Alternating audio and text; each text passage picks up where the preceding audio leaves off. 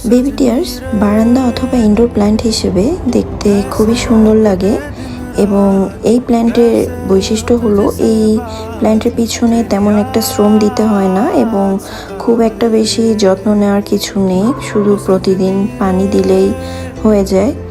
আর কয়েকটা কাটিং থেকেই দেখা যায় এরকম ঝোপালো হয়ে টব ভরে যায়।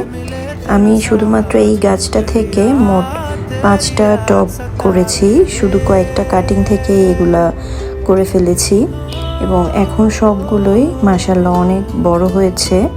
এখানে শুধু প্রতিদিন পানি দিয়েছি আর তেমন কোনো কিছু যত্ন করার মতো নেই এবং খুব সুন্দরভাবে এগুলো গ্রো করে, একদম ঝোপালো হয়ে ওঠে, তাই দেখতে খুবই ভালো লাগে।